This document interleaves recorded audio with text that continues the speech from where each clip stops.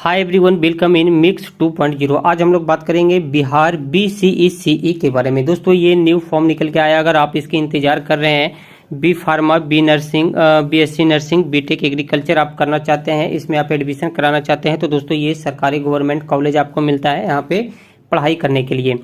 BCE का full form होता है Bihar combined entrance competitive examination. इसमें हम आपको योग्यता, पेपर पैटर्न, आयु, लास्ट डेट, स्टार्टिंग डेट के बारे में बताने वाले हैं। दोस्तों ये 20 तारीख से ऑलरेडी स्टार्ट हो चुका है। इसके बारे में और भी आप जानकारी लेना चाहते हैं तो वीडियो को लास्ट तक देखना पड़ेगा।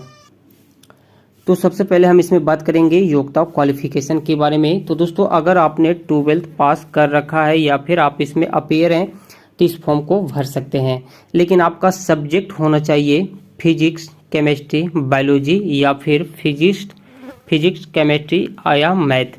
अगर आप फिजिक्स, केमिस्ट्री, बायोलॉजी किए हैं इंटर या फिर फिजिक्स, केमिस्ट्री आप मैथ से किए हैं आप इंटर, तो इस फॉर्म को भर सकते हैं। लेकिन इसमें एक कंडीशन है कि आपका मार्क्स कम से कम 45% होना चाहिए।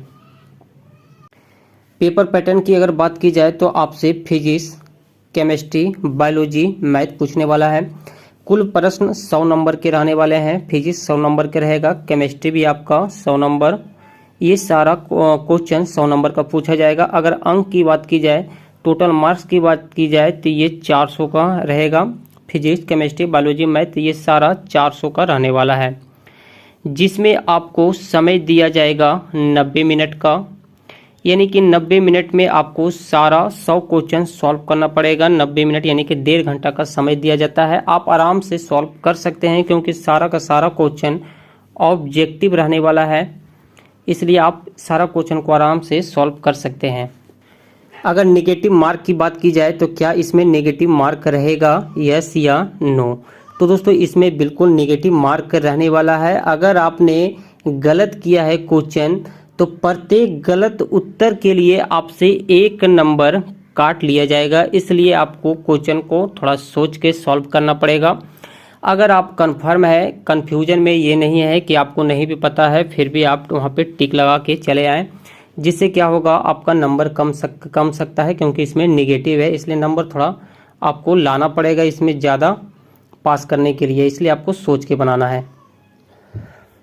अगर माध्यम की बात की जाए, यानी कि एग्जाम में जो आपसे क्वेश्चन पूछा जाएगा उसका लैंग्वेज इंग्लिश रहेगा या फिर हिंदी रहेगा, तो दोस्तों इसमें आपके ऊपर ये डिपेंड करता है कि आप इस एग्ज़ाम को हिंदी में देना चाहते हैं या फिर इंग्लिश में देना चाहते हैं। बिल्कुल आपसे ये पूछा जाएगा कि आप किस रूप में इस क्वेश्चन को सॉल्व करना चाहते हैं। बिल्कुल घबराने की ज़रूरत नहीं है, आप हिंदी में सारा क्वेश्चन सॉल्व कर सकते हैं या फिर इंग्लिश में सॉल्व कर सकते हैं, कोई दिक्कत नहीं है।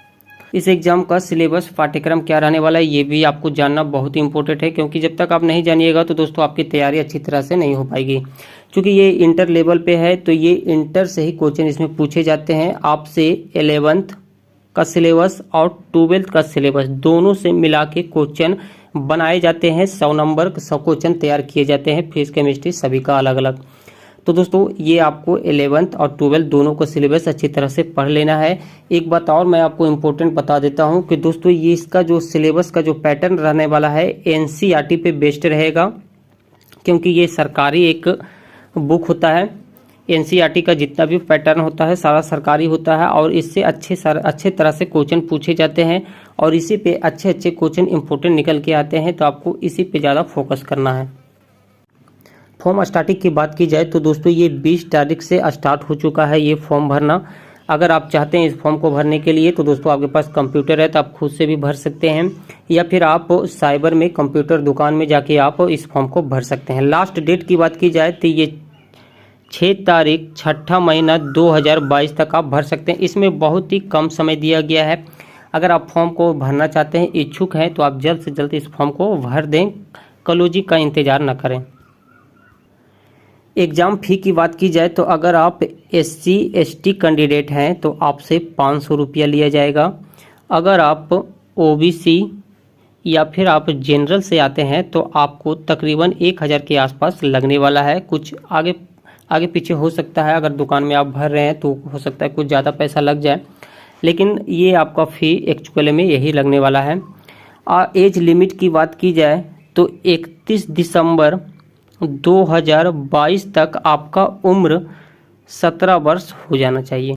तो यही कुछ बेसिक सी चीज़ें थी दोस्तों, उम्मीद है कि आपको पसंद आया होगा। आप फॉर्म फिलअप ऑनलाइन कर सकते हैं, ये ऑफलाइन बिल्कुल नहीं है, आपको फॉर्म ऑनलाइन ही भरना पड़ेगा। अगर आप पेमेंट की बात की जाए तो आप payment generally UPI, debit card, net banking, चालान के माध्यम से भी आप पेमेंट कर सकते हैं।